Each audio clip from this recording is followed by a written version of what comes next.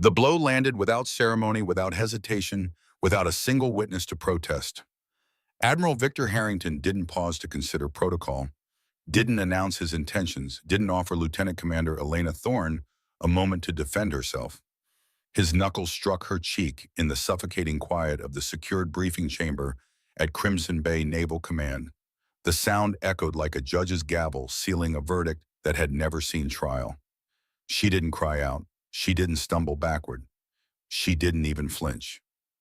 What she did was infinitely more dangerous. She smiled. Before we jump back in, tell us where you're tuning in from. And if this story touches you, make sure you're subscribed because tomorrow I've saved something extra special for you. What Admiral Harrington couldn't have known as pain, shot through his hand from the impact, was that the woman standing before him wasn't just another subordinate officer who dared to question his authority. She wasn't some desk-bound analyst who'd grown too comfortable with her security clearance. And she definitely wasn't the type of person who absorbed violence and walked away in silence. What she was someone who'd spent the last decade in locations that existed only in classified files, completing missions that required a very different kind of authorization entirely. By the time Admiral Harrington's two personal security officers registered the sharp crack of knuckles against flesh and began their instinctive movement toward the disturbance, Lieutenant Commander Thorne had already calculated the exact distance between Harrington's exposed solar plexus and her right elbow. By the time they'd taken their second step into the room, she had already identified the precise pressure point beneath his left ear that would send him crashing to the polished marble floor. And by the time their hands moved toward their standard-issue sidearms, Admiral Victor Harrington was unconscious on the deck of Crimson Bay's most secure briefing facility. 3 seconds. Not one person in that room, not the security detail, not the surveillance equipment, not even Harrington himself had seen exactly how a decorated 3-star admiral had been neutralized in under 3 seconds by someone half his size. Now, before we reveal the surgical precision of the technique that left a career military officer unconscious faster than most people can blink, and the words Lieutenant Commander Thorne spoke that made his elite bodyguards freeze with their weapons halfway drawn, drop us a comment predicting what you think happened when Admiral Harrington finally regained consciousness. Smash that like button if you believe some people need to learn the hard way. That rank doesn't grant you permission to lay hands on anyone. And hit subscribe because today's story proves that sometimes the most lethal person in the room is the one everyone assumes is helpless. But to understand how we arrived at this moment, to understand why a decorated officer would assault a subordinate in a secured facility, and why that decision would prove to be the worst mistake of his 32-year career, we need to rewind the clock. 72 hours earlier. The morning air at the shooting range outside Portland, Maine, carried the bite of late autumn, the kind of cold that settled into your bones and reminded you that winter was coming, whether you were ready or not. The private facility sat 20 miles inland from Crimson Bay Naval Command Center, hidden among dense pine forests that had witnessed 2 centuries of American history unfold beneath their branches. The crack of rifle fire split the silence with metronomic precision. Every 2 seconds. No variation, no hesitation. Lieutenant Commander Elena Thorne lowered the M110 semi-automatic sniper system, her breathing controlled, and even despite the physical exertion of maintaining perfect form for the last 40 minutes. The weapon was familiar in her hands, not the lightweight precision instrument civilians imagined when they thought of military firearms, but a brutally efficient tool weighing nearly 16 pounds fully loaded. At the observation post 70 yards behind her position, a man watched through high-powered optics designed for spotting an artillery fall. He didn't need them to know what he was seeing. He'd trained enough operators over 4.5 decades to recognize genuine talent when it manifested. Retired Colonel James Blackwood was 72 years old, and his body carried the accumulated damage of a career that had begun in the frozen hell of Korea and stretched through every Cold War brush fire from Berlin to Cuba. His hands bore the distinctive scars of frostbite suffered during a winter reconnaissance mission in 1952 that officially never happened. His left knee was reconstructed titanium and optimism, courtesy of a parachute malfunction over East Germany in 1963 that absolutely positively never occurred. But his eyes were sharp as the day he'd first looked through a rifle scope at 19 years old, and what they saw now made something old and familiar stir in his chest. Pride, yes, but also concern. Elena fired her final round, then executed the clearing procedure with the automatic precision that separated professionals from amateurs. Magazine out, chamber check, visual inspection. Only then did she engage the safety and rise from her prone position with the fluid economy of movement that Blackwood had spent years drilling into his students. 40 rounds, Blackwood said as she approached the observation post. His voice carried this gravel of too many years breathing cordite and cigarette smoke. 40 hits. You know what that tells me? Elena set the rifle on the cleaning table with the careful reverence the weapon deserved. That I haven't lost my edge, sir. It tells me you're nervous. Blackwood stood with the careful deliberation of a man who'd learned to negotiate with his body rather than command it. You never shoot perfect when you're relaxed. When you're comfortable, you push yourself. Take risks. Test limits. Perfect scores mean you're playing it safe. She met his eyes without flinching. They were the color of winter ice, and they'd seen things that would break most people's minds. But they'd also seen her at her worst and never looked away. Operation starts in 72 hours, she said simply. Operation. Blackwood's mouth twisted around the word like he was tasting something bitter. That's what we're calling it when we send one of our own into the kill zone with nothing but a recording device and a prayer. I'll have more than that, sir. I'll have 12 years of your training. My training kept me alive in places where the enemy wore different uniforms and spoke different languages. He moved to the rifle, began the disassembly process with hands that remembered the sequence even when his mind was occupied elsewhere. Victor Harrington wears the same uniform you do, speaks the same language, swore the same oath, which makes what he's done worse. Elena's voice carried an edge now sharp enough to cut. He knew better. He knows the rules. He just doesn't think they apply to him. Blackwood finished breaking down the rifle, laying each component on the cleaning cloth with geometric precision. Tell me about Montenegro. The subject change was deliberate, and Elena recognized the technique. Blackwood never lectured. He asked questions and let you find your own answers. It was infuriating and effective in equal measure. Colonel Viktor Markov, she recited, pulling the memory forward.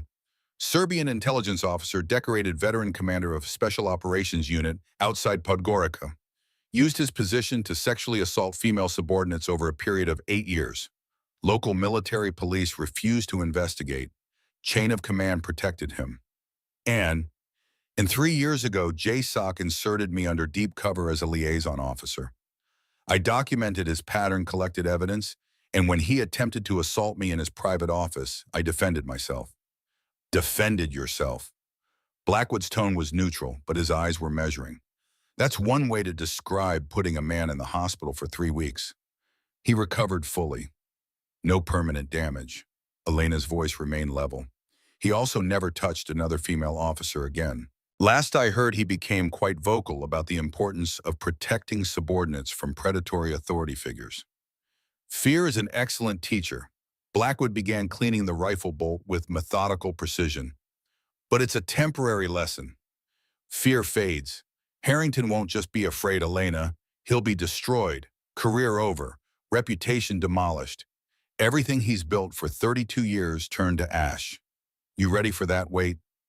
Elena was silent for a long moment, watching the morning light filter through the pine branches. Somewhere in the distance, a crow called out a harsh primal sound that belonged to a world far older than military protocol or human justice. Commander Patricia Ashford requested transfer from Harrington's command 6 months ago, she said quietly. She was 42 years old, 20 years of exemplary service, top of her field in signals intelligence. She asked to be reassigned to a listening post in the Aleutian Islands, rather than spend another day under his authority. Blackwood nodded slowly. I read her file. Lieutenant Kate Sullivan, 29, fast-tracked for command. 3 months ago, during a joint training exercise, Harrington created a private briefing opportunity. She filed a complaint. It disappeared. 2 weeks later, she was transferred to a logistics position in Norfolk. Desk job, her career effectively over. I read that file too. 4 more women, same pattern, isolated locations, disabled surveillance, explicit threats about career consequences if they spoke up. Elena's hands had curled into fists without her conscious awareness. She forced them to relax. And those are just the ones who were willing to talk to NCIS agent Kincaid. How many others, Colonel? How many women just disappeared from the service because they couldn't fight back? So this is about justice. This is about making sure it doesn't happen again. Blackwood set down the cleaning rod, his weathered hands still for the first time since they'd begun talking. You know what they taught me in Korea? They taught me that righteous anger is a weapon, but it's also a liability. Makes you predictable. Makes you take risks you shouldn't take. I'm not angry, sir. I'm focused. You're both, and that's exactly why you might succeed. He reached into his jacket, withdrew a manila envelope worn soft with handling. NCIS Special Agent Marcus Kincaid compiled this.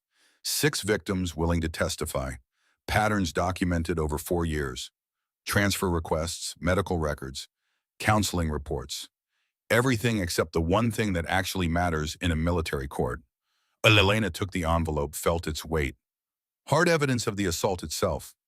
Video, audio, medical documentation showing injuries consistent with recent trauma. Without that, Harrington's lawyers will shred every witness. They'll paint these women as disgruntled officers with axes to grind. They'll suggest coordination and conspiracy, and a military jury looking at a 3-star admiral with 32 years of decorated service will want to believe him. Which is why I'm going in.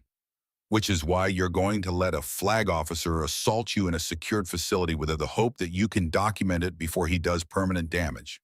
Blackwood's voice hardened. You understand what that means. You're not going into hostile one territory where you can shoot your way out. You're walking into an American naval installation and deliberately provoking a superior officer to commit a felony assault. And if anything goes wrong, if the recording device fails, if he's smarter than we think, if his security detail reacts faster than anticipated, your career is over, and Harrington walks away. I know the risks. Do you? He moved closer, and now Elena could see the full weight of his 72 years. I've sent good people into bad situations for 45 years. Some came home, some didn't, but I always sent them against external enemies. This is different. You're going after our own, and if you succeed, you'll be a hero to some and a traitor to others. The Brotherhood protects its own Elena, even the ones who don't deserve protection. Then the Brotherhood needs to learn a new lesson. Blackwood studied her face, reading the determination that had carried her through 12 years of operations that would never appear in any official record. Finally, he nodded. All right then, let's talk about Delta 7. He pulled a tablet from his bag, called up architectural blueprints that were technically classified but had somehow found their way into his possession. Elena didn't ask how. After 45 years in special operations, Blackwood had sources that would never appear on any organizational chart. Conference Room Delta 7 sits on the 7th floor of Building 7 at Crimson Bay Naval Command Center. His finger traced the layout with the precision of someone who'd studied countless tactical environments. Officially designated for compartmented briefings requiring absolute privacy. Unofficially, it's where careers get shaped and reshaped. Soundproof. More than that, the walls are lined with acoustic dampening materials disguised as artwork. Electromagnetic shielding prevents any external surveillance. The door is reinforced steel with a biometric lock system. When it's secured from inside, it would take a breaching charge to get through. Or Harrington's command code, which he'll use after dismissing his aide and locking down the room. He's done it before. Blackwood zoomed in on the door placement. Master Chief Tobias Garrett and Petty Officer First Class Devin Marshall are his personal security detail. Both stationed outside when Harrington's in private meetings. Both excellent at their jobs. How excellent? Garrett's 52, 24 years protecting flag officers. Served protection details in Iraq, Afghanistan, and half a dozen embassy assignments. Fast reaction time. Superior situational awareness. Garrett's the kind of professional who thinks 3 steps ahead. Blackwood met her eyes. He'll breach that door the second he hears signs of struggle. You'll have maybe 5 seconds from the time Harrington makes physical contact to when Garrett's inside with weapon drawn. 5 seconds. Elena ran the math calculating action sequences against that timeline. That's tight. It's impossible if you wait for him to fully commit to the assault. You need to be ready the instant he touches you. But if you move too early, if you defend yourself before he's clearly initiated violence, the recording becomes ambiguous.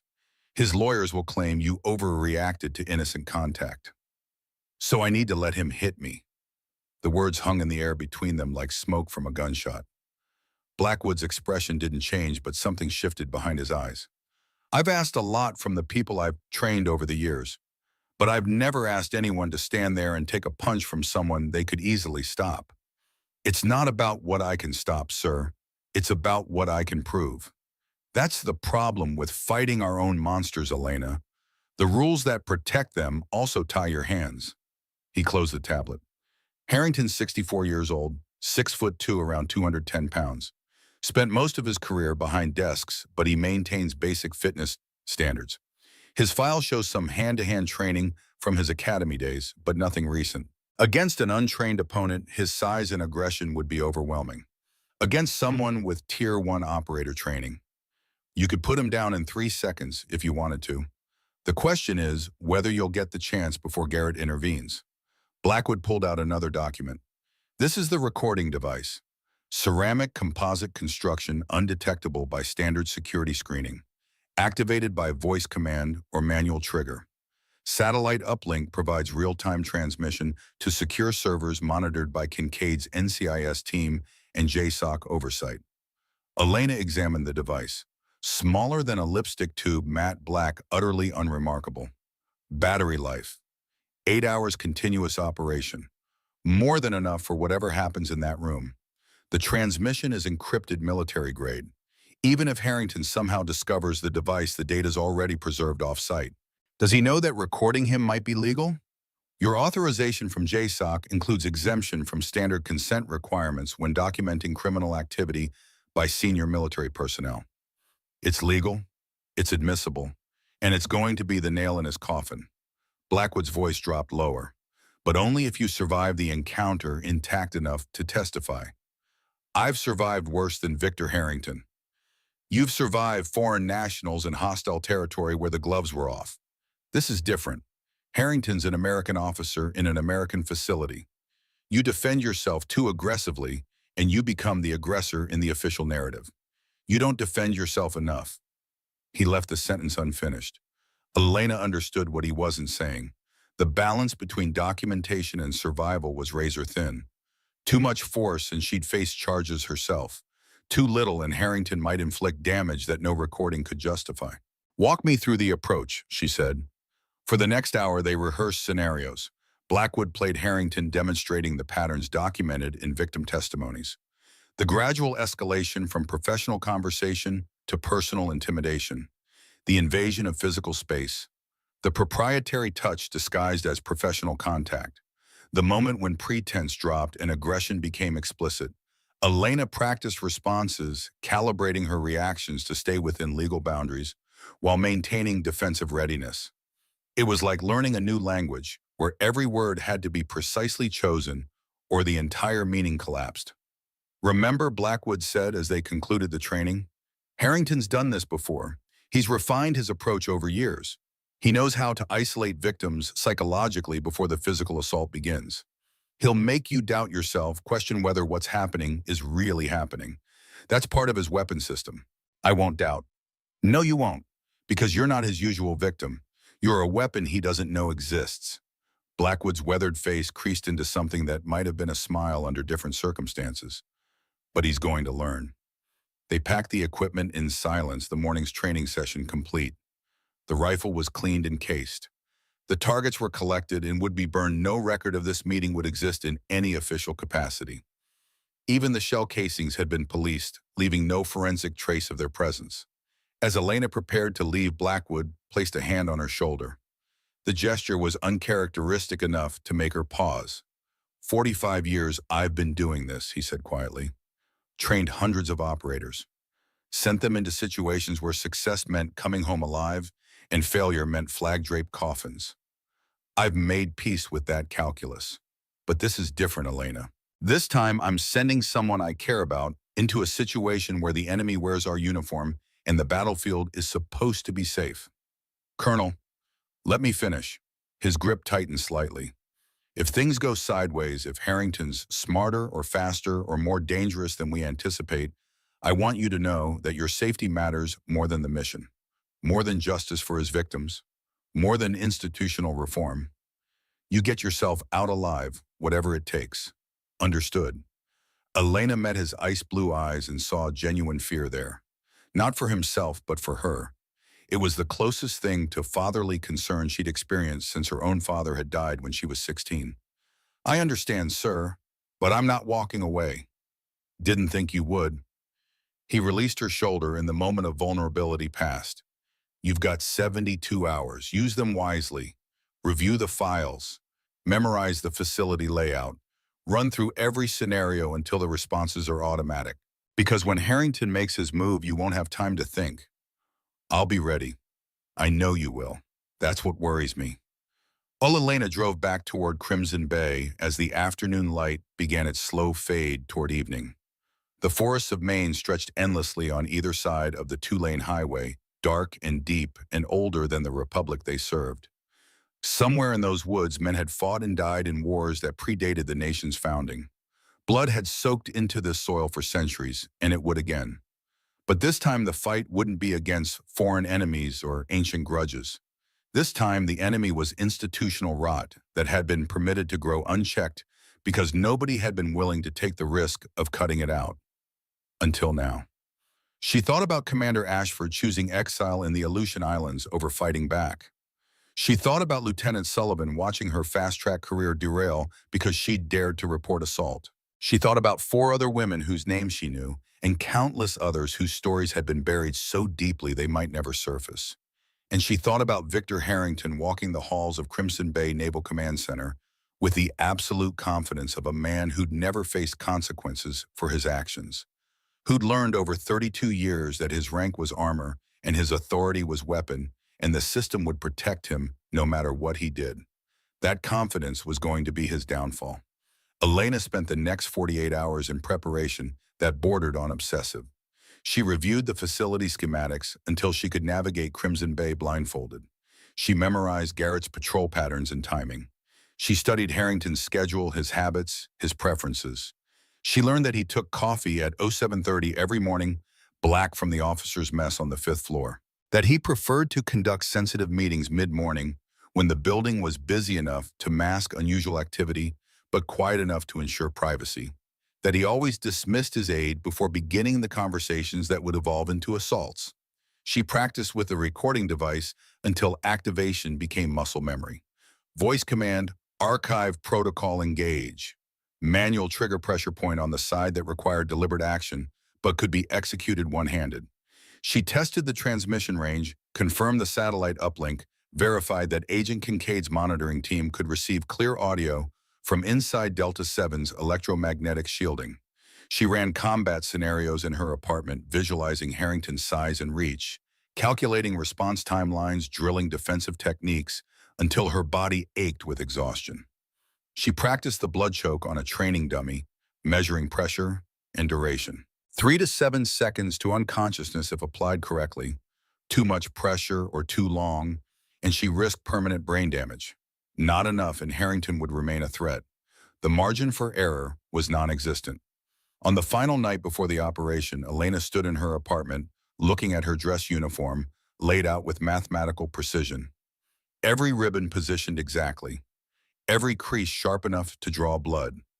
Everything regulation perfect for someone with her exemplary service record. But underneath the pressed fabric and polished brass, she was something else entirely. Something that the uniform couldn't quite contain. Something that men like Harrington never saw coming because they'd been trained not to look for threats that wore the same uniform they did. Her phone buzzed, a text from Blackwood. Last chance to walk away. Nobody would think less of you. She typed her response carefully. If I walk away, he does this to someone else. Someone who can't fight back. That's not acceptable, sir. The reply came immediately. Figured you'd say that. Make him regret every choice that led to this moment. Yes, sir. Elena set the phone down and moved to her window. Crimson Bay Naval Command Center was visible in the distance, its lights reflecting off the Atlantic Ocean like a constellation brought down to Earth. Somewhere in that fortress of concrete and classified secrets, Victor Harrington was finishing his evening routine, completely unaware that the next 72 hours of his career had already been calculated and planned. He thought he was the hunter. He was about to learn he'd been prey all along. The morning of the operation arrived with cold rain and gray skies. Elena dressed in her uniform with the same calm precision she'd used to load a weapon or set an explosive charge. Each button fastened with deliberate care, each movement economical and purposeful. She affixed the recording device inside her uniform jacket, positioned where it would capture audio clearly but remain undetectable during normal interaction. The weight was negligible, but she felt it like a talisman. Evidence, proof, justice in ceramic and circuitry. The drive to Crimson Bay took 20 minutes through morning traffic. Elena used the time to center herself, employing breathing techniques Blackwood had taught her years ago. 4-count inhale, 7-count hold, 8-count exhale. Repeat until the nervous system settled and the mind achieved clarity. She wasn't afraid of Harrington. Fear was for people who didn't understand what they were facing. Elena understood perfectly. She'd studied him like an entomologist examining a particularly destructive beetle. She knew his patterns, his vulnerabilities, his psychological architecture. What she felt wasn't fear, it was anticipation. Security at Crimson Bay was thorough but routine. She cleared these checkpoints hundreds of times. Her credentials were impeccable. Her clearance was beyond question. The guards waved her through with professional courtesy, never suspecting that the officer they were admitting was carrying documentation that would destroy one of their own. The elevator to the 7th floor required 2 security cards and a biometric scan. The system logged her entry with timestamp precision 0847 hours, 13 minutes before her scheduled meeting with Admiral Harrington. The hallway was empty. Wednesday morning, most officers were in briefings on lower floors. The isolation was expected, but it still sent a whisper of awareness down her spine. This was deliberate. Harrington had arranged the timing and location with predatory precision. Master Chief Tobias Garrett stood outside conference room Delta 7, his posture parade ground perfect, but his eyes continuously scanning. Elena recognized the professional assessment as she approached. He was cataloging her appearance, her demeanor, her body language, looking for threats or irregularities. She gave him nothing to find, just another officer reporting for a routine briefing. Lieutenant Commander Thorne, Garrett acknowledged with a crisp nod. Master Chief? Elena stopped at the appropriate distance, maintaining professional spacing. The Admiral is expecting me. Yes, ma'am. He asked that you wait here for a moment while he concludes a secure call. Garrett's tone was neutral, but Elena caught the micro-expression that flashed across his face. Discomfort, perhaps concern. He knows something is wrong, she thought. He's been standing guard while Harrington ruins careers, and some part of him recognizes the pattern, even if he's never acknowledged it consciously. The door opened, and Lieutenant Commander Ryan Whitmore emerged. Harrington's aide was 38, efficient, and utterly loyal to his patron. He'd facilitated these meetings before. He knew what happened behind closed doors, and he'd chosen institutional advancement over moral courage. Lieutenant Commander Thorne, the Admiral will see you now. Whitmore's smile didn't reach his eyes. He was already moving past her, creating distance, making sure he wouldn't be present for what came next. Elena entered conference room Delta 7. The space was exactly as Blackwood's schematics had shown. Mahogany paneling that absorbed sound and created the impression of old money and established power. A massive conference table that dominated the center, surrounded by leather chairs that had probably cost more than her monthly salary. And behind an imposing desk, Admiral Victor Harrington. He was 64 years old, silver-haired and square-shouldered, wearing his 3 stars with the casual authority of someone who'd worn them so long they'd become part of his identity. His uniform was immaculate, his posture was perfect, and his eyes held the particular coldness that Elena had learned to recognize in predators who wore respectable faces. Lieutenant Commander Thorne, please have a seat. His voice was commanding without being loud, the tone of someone accustomed to absolute obedience. Elena sat positioning herself where the recording device would have optimal audio capture. Sir, I received your summons regarding overseas intelligence protocols. Yes, I've been reviewing your latest mission report. Harrington picked up a tablet, made a show of scrolling through documents. I have some concerns about your tactical recommendations. And so it began. For the first 10 minutes, the conversation remained superficially professional. Harrington asked questions about intelligence gathering procedures. Elena provided answers backed by operational experience that clearly exceeded his own. She watched him bristle each time she referenced specific tactical situations that he couldn't have understood without direct exposure. This was the test. Harrington needed to feel his authority challenged, needed to feel disrespected. It fed the psychology that justified what came next. Elena gave him exactly what he needed. With respect, Admiral, that approach would have compromised operational security in the field environment I described. Her tone was professional but firm, not insubordinate but absolutely refusing to defer to his judgment when she knew better. Harrington's jaw tightened almost imperceptibly. Lieutenant Commander, I've been reviewing intelligence protocols since before you graduated from the academy. Yes, sir, but reviewing protocols from a desk in Norfolk isn't the same as implementing them in active theater. She let the implication hang there. Your experience is theoretical. Mine is practical. You're out of your depth, and we both know it. The temperature in this room dropped 10 degrees. Harrington stood slowly moving with deliberate purpose around the desk. Elena tracked his movement with peripheral vision while maintaining outward focus on her tablet. He was establishing dominance through physical positioning. Classic predator behavior. You know what your problem is, Thorne? His voice had lost the veneer of professional courtesy. You think that because you've got some overseas experience, because you've got a few commendations on your chest, you can speak to a superior officer like we're equals. He stopped directly beside her chair, close enough that she could smell coffee on his breath, close enough that his proximity became a form of intimidation. But we're not equals, Lieutenant Commander. Not even close. Elena felt her training snap into place like armor locking around her body. Every muscle relaxed, every sense sharpened. The recording device was active, capturing every word, transmitting in real time to Agent Kincaid's team and Colonel Blackwood's monitoring station. She stood carefully maintaining professional distance. Admiral, I believe there's been a misunderstanding. Perhaps we should continue this discussion with your aide present. There's no misunderstanding. Harrington moved closer, invading her space with deliberate aggression. And there's no rescheduling. You see, Lieutenant Commander, respect isn't something you get to negotiate. It's something you give, whether you want to or not. His hand shot out and gripped her shoulder fingers, pressing down with proprietary weight that had nothing to do with military protocol and everything to do with establishing ownership. Sometimes when junior officers forget their place, senior officers need to remind them exactly where they stand in the chain of command. Elena's heart rate remained steady at 60 beats per minute. Her breathing was controlled. Her mind was clear. She'd rehearsed this moment 100 times, and now it was happening exactly as predicted. Sir, I'm going to ask you to maintain appropriate distance and professional conduct. Her words were clipped and formal, designed to create legal documentation. This conversation has moved outside the bounds of appropriate interaction, and I believe we should. The slap came before she finished the sentence. Not his fist yet. That would come later. Just his open palm across her cheek, sharp and sudden, and designed to shock rather than seriously injure.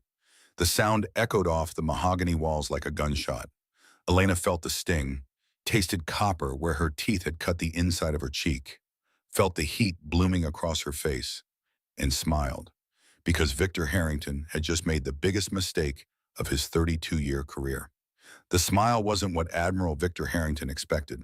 It wasn't submission, wasn't fear, wasn't even defiance in the way he understood it.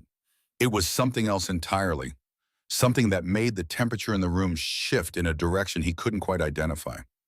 Lieutenant Commander Elena Thorne's expression held the kind of calm that comes from knowing something your opponent doesn't.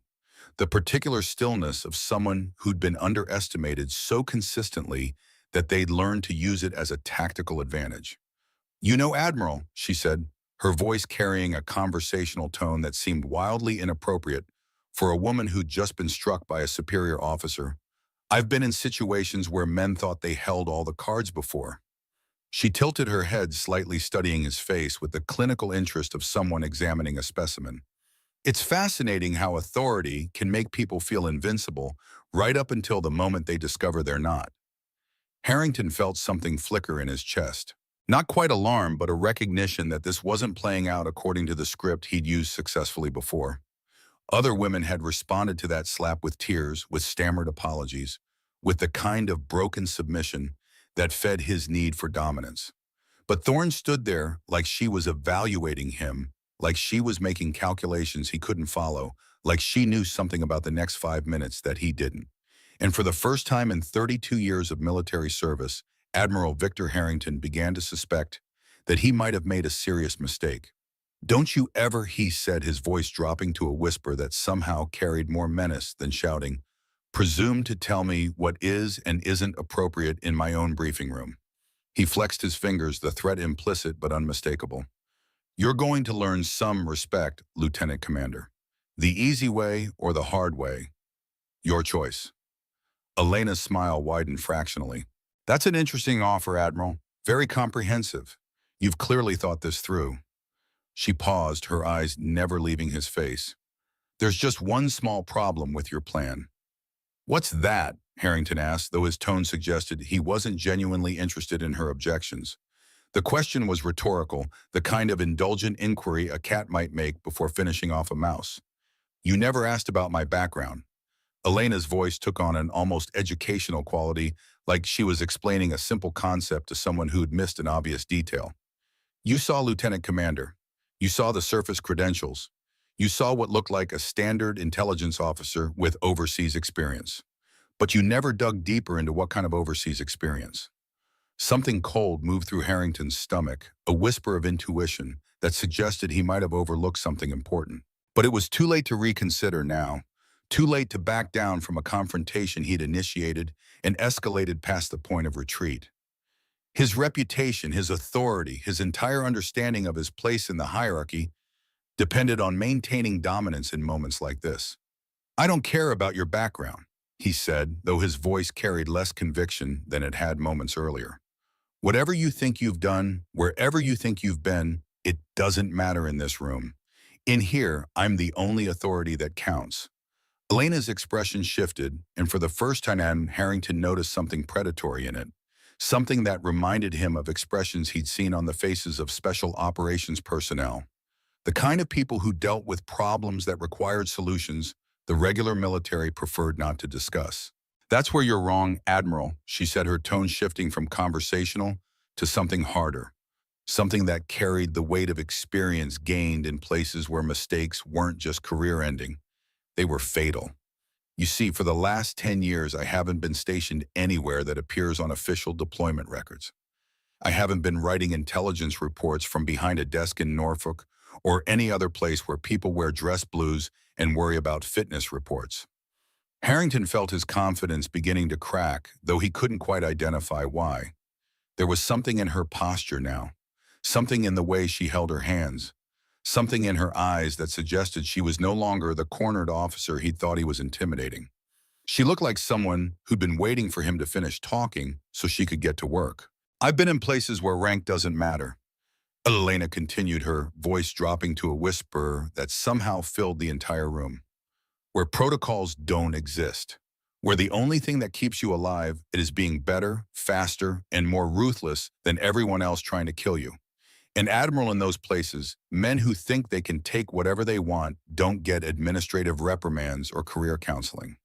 They get educated in ways they remember for the rest of their lives." The words hung in the air between them, like a challenge, fundamentally altering the dynamics Harrington thought he understood. He'd built his approach on assumptions about Thorne's background, her capabilities, her willingness to fight back against superior authority. But every word she spoke suggested those assumptions had been catastrophically wrong. "You're bluffing," he said, though uncertainty crept into his voice for the first time since their confrontation began. "You're trying to intimidate me with stories about some imaginary special operations background. But this isn't some foreign battlefield, sweetheart. This is an American naval facility, and I'm a 3-star admiral with 32 years of service." Elena tilted her head, studying him with the clinical interest of a predator evaluating prey. "You know what the difference is between you and the men I've dealt with overseas, Admiral. They were honest about what they were. They didn't hide behind uniforms and regulations and patriotic speeches. They were just killers who wanted to hurt people, and everyone knew exactly what they were dealing with." Her voice carried a quality Harrington had never heard before. Not anger, not fear, but something colder and infinitely more dangerous. Professional assessment delivered with surgical precision. But you, she continued, you've spent 32 years pretending to be something honorable while using your authority to prey on women who trusted the system to protect them. You've perverted everything this uniform is supposed to represent. And that Admiral Harrington makes you worse than any enemy I've ever faced. Harrington felt the first genuine flicker of alarm since the confrontation began. Something in Thorne's tone and her body language, in the way the very air in the room seemed to change around her, suggested he was no longer dealing with a subordinate officer who could be intimidated into compliance. He was dealing with something else entirely, something that had been carefully contained within the framework of military discipline and professional courtesy, but was now considering whether those constraints still applied. And for the first time in his career, Admiral Victor Harrington began to understand that his next decision might determine whether he walked out of this room under his own power. Do you know what happened to Colonel Viktor Markov in Montenegro 3 years ago? Elena asked the question, seeming to come from nowhere, delivered with casual precision that suggested significance Harrington couldn't immediately grasp. He'd never heard of any Colonel Markov, had no knowledge of operations in Montenegro, couldn't understand why Thorne was introducing topics that had nothing to do with their current situation. I have no idea what you're talking about, he said, though something in her tone suggested this wasn't a random change of subject. Colonel Markov thought his rank made him untouchable too. Elena's voice carried the matter-of-fact quality of someone recounting historical events rather than making threats. He had a habit of using his authority to corner female subordinates in isolated locations. Thought his connections in the Serbian military would protect him from consequences. She took a step closer to Harrington, moving with fluid precision that suggested complete confidence in her physical capabilities. The difference was that Colonel Markov was honest about what he was doing. He didn't pretend it was about military discipline or professional correction. He just took what he wanted and relied on institutional power to cover his tracks. Harrington felt something cold spreading through his chest as Thorne continued her narrative, though he couldn't yet understand why this story felt like a personal threat rather than an abstract history lesson. The problem for Colonel Markov, Elena said, was that one of his targets wasn't actually a subordinate. She was someone like me operating under deep cover. Someone whose real background included capabilities he never bothered to investigate. Someone who'd been trained to handle predators who thought their authority made them immune to justice. The implications of Thorne's story began crystallizing in Harrington's mind, though he resisted accepting what seemed like an impossible scenario. The idea that a lieutenant commander in the United States Navy might possess the kind of background Thorne was implying challenged everything he understood about military personnel management and operational security. What happened to this colonel? Harrington asked, though he wasn't entirely sure he wanted to hear the answer. Elena's expression remained neutral, professional, as if she were briefing senior leadership on operational outcomes, rather than describing what sounded increasingly like a personal threat. Colonel Markov was found unconscious in his private office at the Podgorica military complex.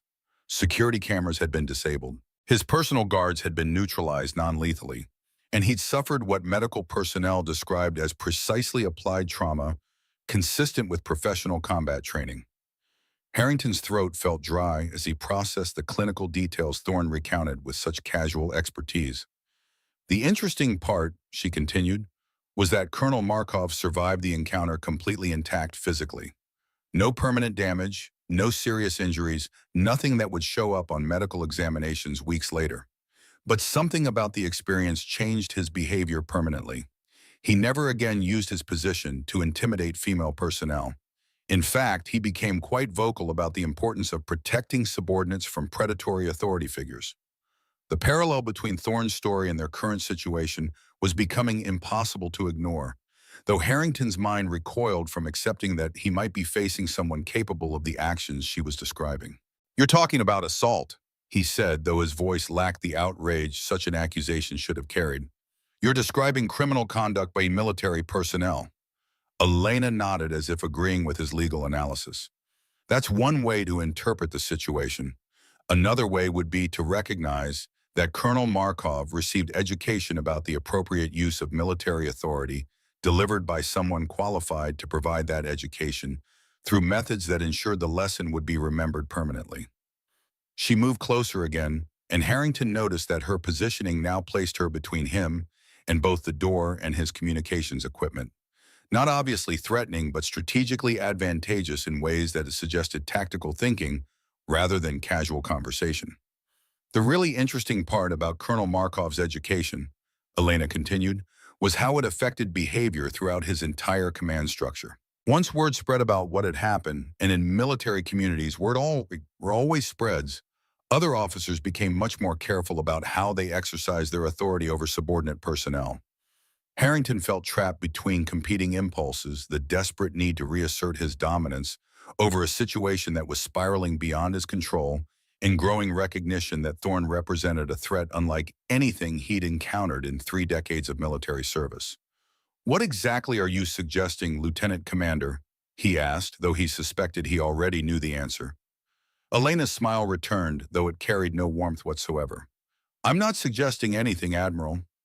I'm simply sharing historical information about what happens when predatory authority figures encounter personnel with the training and authorization to provide corrective education." And the phrase corrective education hung between them like a loaded weapon, its implications clear, despite the euphemistic language Thorne employed. "You see," she continued, "people like me exist specifically to handle problems that can't be resolved through normal administrative channels. When authority figures abuse their positions in ways that threaten operational security or unit cohesion, when the institutional protection mechanisms fail to address predatory behavior, when careers and lives are destroyed by people who think their rank exempts them from basic human decency, that's when specialists like me get activated." Harrington's understanding of their situation crystallized with terrifying clarity. He wasn't facing a subordinate officer who could be intimidated into silence. He was confronting someone whose actual mission parameters might include neutralizing threats like him, and he just provided her with legal justification for whatever came next. His hands trembled slightly as the full implications of Thorne's revelation settled into his consciousness like poison spreading through his bloodstream. The woman standing before him wasn't just another naval officer with overseas experience. She was something far more dangerous. Someone whose presence at Crimson Bay represented operational capabilities he'd never considered when planning his assault. "That's impossible," he whispered, though even as the words left his mouth, Harrington knew he was grasping at denial rather than stating facts. "Naval intelligence officers don't receive that kind of training. There are protocols, oversight committees, congressional authorization requirements." Elena's expression shifted to something that might have been pity if it hadn't been so clinical. "Admiral, you're thinking about the military, the one with organizational charts and bureaucratic procedures and accountability measures. But there's another military one that operates in spaces between official acknowledgement and plausible deniability." She reached into her uniform pocket with movements so casual, Harrington didn't recognize them as tactical until she was holding something in her palm. A small device, matte black ceramic with indicators that suggested active recording capabilities. "Voice-activated recorder, military grade, admissible as evidence in courts-martial proceedings." Her tone carried the matter-of-fact quality of someone providing technical specifications. "Everything you've said and done in this room has been documented with timestamp precision that will eliminate any ambiguity about sequence of events or criminal intent." Harrington stared at the device, his mind racing through implications he hadn't considered when he'd disabled the room's official surveillance systems. His careful preparation had eliminated institutional monitoring, but he'd never anticipated personal recording equipment that would capture conversations he'd assumed would remain private. The device represented evidence that could destroy his career regardless of Thorne's credibility or his ability to influence investigative procedures. Audio documentation of sexual assault, attempted rape, and abuse of authority. Crimes that carried sentences measured in decades rather than years, especially when committed by flag officers, whose oaths included specific pledges to protect those under their command. That's not possible," Harrington stammered, though the denial sounded hollow even to his own ears. "Personal recording devices aren't authorized in classified briefing facilities. Security protocols specifically prohibit. Personal recording devices aren't authorized for most personnel." Elena corrected, her voice carrying the patience of someone explaining technical details to a civilian. "But my operational clearance includes authorization for evidence collection in situations involving security violations, criminal conduct, or threats to operational integrity, which this situation definitely qualifies as, Admiral." The revelation changed everything Harrington thought he understood about their encounter. Thorne hadn't been trapped by his careful preparation. She'd been conducting an investigation that documented his crimes with precision that would make prosecution straightforward, regardless of his institutional connections or political influence. "You can't use that recording," he said, desperation creeping into his voice. "It was obtained without my knowledge or consent. Any competent military lawyer would have it excluded from evidence on procedural grounds." Elena's smile widened, and Harrington noticed that her expression held the particular satisfaction of someone who'd anticipated every possible objection. "Actually, Admiral, my authorization includes exemption from standard consent requirements when documenting criminal activity by senior military personnel. The recording is not only admissible, it's legally protected evidence that can't be suppressed regardless of procedural challenges." Harrington's legs felt weak as he realized that Thorne had outmaneuvered him completely, turning his own carefully planned assault into documented evidence of federal crimes. But recognition of his legal vulnerability only intensified his desperation, rather than encouraging retreat from the confrontation he'd initiated. "Nobody will believe that recording represents the full context," he said, though his voice carried little conviction. "A few minutes of audio can be edited, manipulated, taken out of context. It's my 32 years of unblemished service against the word of a junior officer with questionable judgment." "Questionable judgment," Elena interrupted, and for the first time Harrington heard genuine emotion in her voice, not fear or submission, but something colder and infinitely more dangerous. "Admiral, questionable judgment is what you demonstrated when you decided to assault someone without bothering to investigate who you were really dealing with." She took another step closer, and Harrington noticed that her movements carried the fluid precision of someone trained in close-quarters combat. "You see, my personnel file contains information you never bothered to access. Classifications that require special authorization to review. Operational histories that exist in databases you don't have clearance to examine." Harrington felt panic rising in his throat as Thorne continued speaking with the calm authority of someone who held all the tactical advantages. "For the last decade, I've been assigned to Joint Special Operations Command, working under non-official cover in regions where American personnel officially don't operate. My actual military occupational specialty involves what the Pentagon euphemistically calls kinetic problem resolution, eliminating threats to national security through direct action when diplomatic or legal remedies prove insufficient." The clinical terminology couldn't disguise what Thorne was describing, and Harrington felt his remaining composure cracking as he processed the implications of her revelation. He wasn't confronting a standard intelligence officer who could be intimidated through institutional pressure. He was facing someone whose actual job involved neutralizing threats like him. "You're telling me you're an assassin," he said, though the word felt inadequate for describing the professional capabilities Thorne was claiming. "I'm telling you I'm someone who specializes in handling predators who use institutional authority to harm others," Elena replied. "Someone who's been trained to recognize, document, and neutralize threats to operational security and unit cohesion. Someone who's encountered men exactly like you in places where they couldn't hide behind rank or political connections." Harrington's hand moved instinctively toward the communications device on his desk, some desperate part of his mind still believing that summoning security forces might salvage a situation that had moved far beyond institutional solutions. Elena noticed the movement immediately. "Admiral, I wouldn't recommend trying to call for help. Your security detail is trained to protect you from external threats, but they're not equipped to handle someone with my background operating under legal authority to document and respond to criminal conduct." Harrington's hand froze mid-reach as he realized that Thorne was right. His bodyguards were positioned to prevent attacks from outside the facility, not to manage confrontations with personnel who possess legitimate authorization to be in restricted areas. And Thorne had just made it clear that whatever happened next would be legally justified as self-defense against criminal assault. But Harrington's desperation peaked as he recognized that all his carefully constructed advantages had been turned against him. Instead of accepting defeat, panic drove him toward the final mistake that would transform their confrontation from criminal assault into something far more decisive. "You think you're so clever," he snarled, his voice losing all pretense of military professionalism. "Walking in here with your recording devices and your special operations stories thinking you can intimidate me with tales about foreign colonels and covert operations. But you've made one critical mistake, Lieutenant Commander. Elena remained motionless, though Harrington noticed her breathing had shifted to the deep, controlled pattern of someone preparing for physical exertion. Her hands stayed folded, but there was something different about her posture now, a readiness that hadn't been visible during their verbal sparring. The mistake, Harrington continued, moving closer despite every instinct that should have warned him to maintain distance, is thinking that your little recording will matter once you're dead.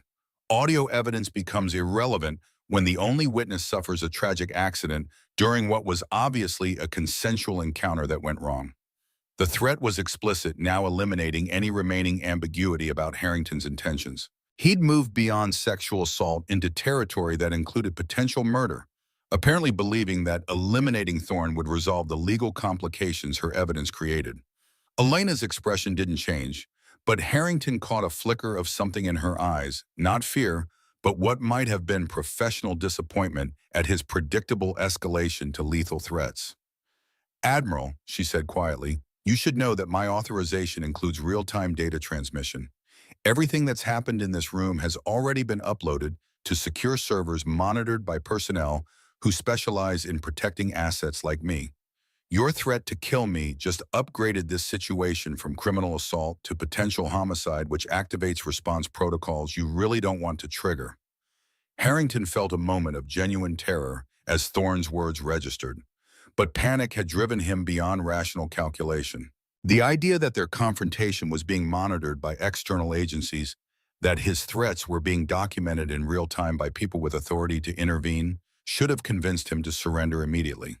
Instead, desperation convinced him that his only remaining option was to eliminate the threat Thorne represented before her mysterious support network would respond to his escalating criminal behavior. "You're bluffing," he said, though his voice cracked with uncertainty. "If you really had that kind of backup, if people were really monitoring this conversation, they would have intervened already. You're alone in here with me, just like I planned." Elena tilted her head slightly, studying Harrington with the clinical interest of someone observing a specimen that had behaved exactly as predicted. "Admiral, the reason nobody has intervened yet is because my handlers are waiting to see how far you'll take this. Your behavior is providing valuable intelligence about how predators like you operate within military command structures." Harrington's face contorted with rage as he processed the implication that their entire encounter had been orchestrated not by him, but by Thorne and whatever organization had deployed her to Crimson Bay. The careful isolation he'd arranged, the disabled surveillance, the locked doors, none of it had trapped Thorne. It had trapped him in a controlled environment where his criminal tendencies could be documented with precision that would support systemic reforms to prevent future predators from operating with impunity. "You set me up," he whispered, the full magnitude of his miscalculation finally becoming clear. "This whole thing was planned. You knew exactly what I was going to do." Elena nodded as if acknowledging an obvious observation. "Admiral, men like you are remarkably predictable. Your behavioral patterns have been studied, analyzed, and documented by people whose job it is to understand how institutional predators operate. Everything you've done tonight follows a script we've seen hundreds of times before." Harrington felt the last vestiges of his authority crumbling as Thorne revealed the systematic nature of whatever operation had targeted him. He wasn't facing a random encounter with an unusually capable subordinate. He was confronting a deliberately planned investigation that had used his own predatory instincts against him. "The difference," Elena continued, "is that this time the target had resources you didn't anticipate, training you couldn't overcome, authority that superseded your institutional protection, and evidence that will ensure you face consequences that other predators have avoided through political connections and administrative cover-ups." Outside conference room, Delta 7 Master Chief Tobias Garrett stood at his post with growing unease. 24 years of protecting flag officers had given him instincts about when situations were developing in directions that required intervention. And everything about this particular meeting felt wrong. The timeline was off. Standard briefings didn't exceed 30 minutes unless they involved complex operational planning. Thorne had been inside for 23 minutes, and Garrett had heard nothing but muffled voices that suggested intense conversation rather than routine consultation. The Admiral had dismissed Lieutenant Commander Whitmore immediately after Thorne entered. That was pattern. Garrett had facilitated dozens of these private meetings over 8 years, and they always followed the same sequence. Female officer summoned, aide dismissed, door locked, extended private discussion. Garrett had never asked what happened during those meetings, hadn't wanted to know. Professional bodyguards maintained operational focus on external threats, not internal dynamics between officers of different ranks. But standing outside Delta 7, listening to voices rise and fall through soundproofing, designed to prevent exactly that kind of monitoring, Garrett felt the weight of 8 years of willful ignorance pressing down on him like physical force. He'd seen the pattern. Female officers arriving with professional confidence and departing with something broken in their eyes. Transfer requests that followed private meetings. Complaints that somehow never reached official channels. The careful way women navigated hallways when Admiral Harrington was present. Garrett had seen it all and chosen to see nothing. Because his job was protecting the Admiral from external threats. Because questioning a flag officer's conduct would end his career. Because the system rewarded loyalty and punished moral courage. But the voice he heard now through the reinforced door carried a tone that didn't match the pattern. Where previous victims had sounded frightened or pleading or defeated, Lieutenant Commander Thorne sounded calm, professional, almost conversational. And then he heard Admiral Harrington's voice raised in anger. "You're alone in here with me, just like I planned." Garrett's hand moved to his sidearm without conscious decision. Petty Officer Marshall noticed the gesture, his own posture shifting from parade rest to combat readiness. Chief Marshall's voice was quiet but urgent. "Something's wrong," Garrett said, though he was still processing exactly what wrong meant in this context. The Admiral was his protectee. His loyalty belonged to Harrington by every regulation and tradition that governed executive protection details. But loyalty to what? To a man, or to the principles the uniform represented? Garrett was still wrestling with that question when he heard the unmistakable sound of flesh. Striking flesh, followed by Admiral Harrington's voice raised to a shout that the soundproofing couldn't contain. Evidence becomes irrelevant when the only witness has an accident. The words crystallized everything Garrett had refused to acknowledge for 8 years. Not a private briefing, not professional counseling. Murder threat against a subordinate officer in a secured facility. His hand was already moving toward the door override when he heard the second impact, heavier, more definite. The sound of something substantial hitting the marble floor. Garrett breached the door with Marshall providing cover weapons drawn, but not yet aimed, professional training taking over even as his mind struggled to process what his eyes were showing him. Admiral Victor Harrington lay unconscious on the polished marble floor, positioned in recovery position with clinical precision that suggested medical training rather than violent assault. And standing calmly beside him, hands visible and posture relaxed, Lieutenant Commander Elena Thorne waited with the infinite patience of someone who'd expected exactly this response and had already calculated her next 3 moves. "Master Chief Garrett," she said, her voice carrying the same professional courtesy she might use during a routine briefing. "Admiral Harrington is unconscious but stable. He'll regain consciousness within the next few minutes with no permanent injury." Garrett's weapon remained drawn but not aimed, his training and instincts warring with each other as he tried to assess a situation that violated every protocol he'd spent 2 decades mastering. "Ma'am," he said carefully, "did you assault Admiral Harrington?" Elena's expression didn't change. "I defended myself against Admiral Harrington's physical assault after he committed sexual battery and threatened my life. Everything that occurred in this room has been recorded and will be submitted as evidence in the criminal proceedings that will follow this incident." The words hung in the air like smoke from an explosion, changing everything Garrett thought he understood about his duty, his loyalty, and his role in the institutional machinery that had protected a predator for 8 years. Master Chief Tobias Garrett had made hundreds of tactical decisions over 24 years of protecting flag officers in environments ranging from secure Pentagon briefings to forward operating bases where threats measured in milliseconds. He'd learned to process complex situations with the speed that kept protectees alive and missions successful. But standing in the doorway of conference room Delta 7, weapon drawn, looking at an unconscious 3-star admiral and a calm lieutenant commander who just claimed self-defense, Garrett faced a decision that transcended tactical considerations into territory where regulations offered no clear guidance. His training said, "Protect the principle." His oath said, "Uphold justice." and the sick feeling in his stomach said he'd spent 8 years enabling something that should have been stopped long ago. Ma'am, I'm going to need you to remain in position while we secure Admiral Harrington and request medical assistance, Garrett said, though uncertainty crept into his voice as he attempted to apply standard procedures to a situation that clearly wasn't standard.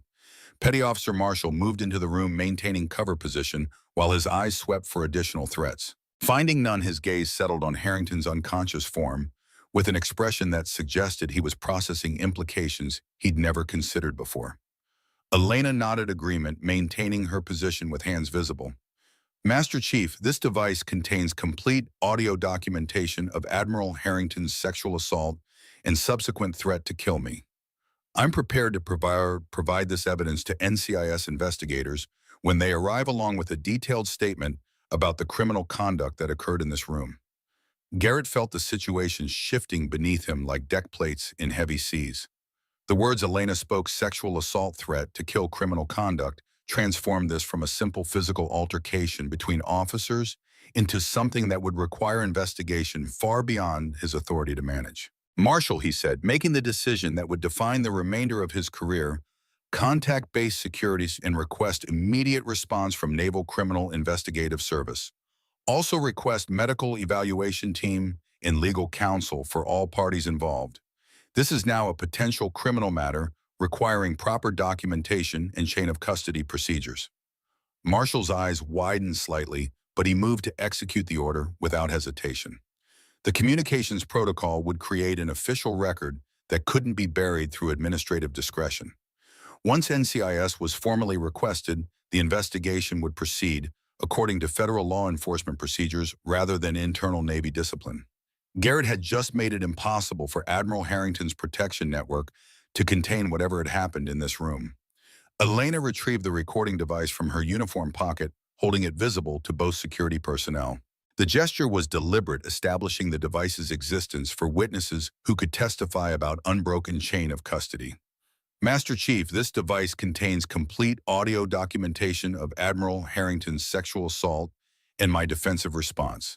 I'm prepared to provide this evidence to NCIS investigators when they arrive, along with detailed statement about the criminal conduct that occurred in this room.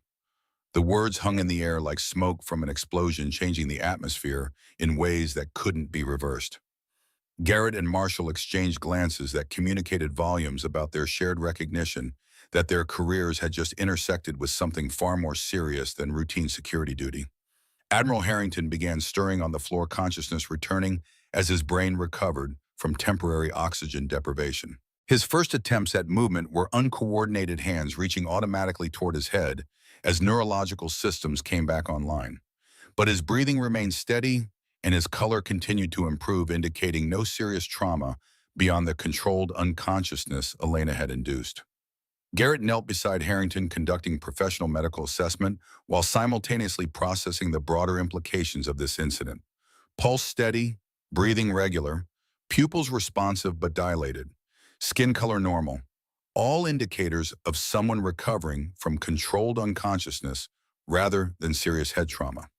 He'd seen similar presentations in personnel who'd been subdued through non-lethal force by military police or security contractors.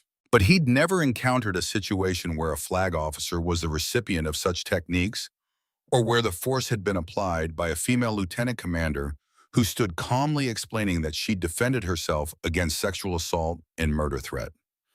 Harrington's eyes opened, blinking in confusion, as awareness returned and memory began reconstructing the events that had led to his current position on the briefing room floor. His gaze found Elena first, then shifted to Garrett and Marshall, then back to Elena, with an expression that suggested he was beginning to understand that his carefully constructed authority had collapsed along with his consciousness. "What?"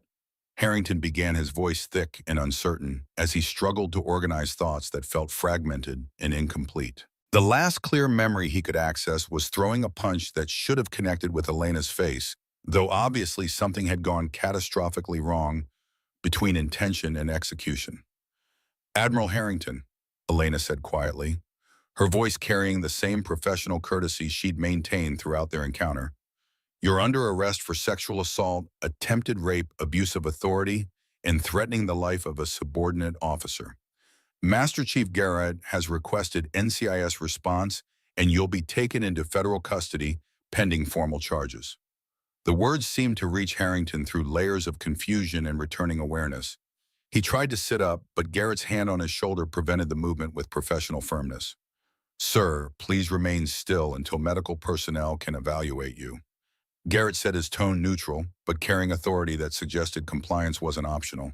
Harrington's eyes moved to Garrett with something that might have been betrayal or disbelief. Chief, what are you doing? I'm your commanding officer. I order you to place this woman under arrest for assaulting a flag officer. Garrett met his protectee's eyes without flinching. Sir, I heard your threat through the door. You told Lieutenant Commander Thorne that evidence would be irrelevant when the only witness had an accident. That's not a briefing, Admiral. That's a murder threat, and I can't protect you from the consequences of your own criminal conduct. The statement was delivered with professional courtesy, but its implications were devastating.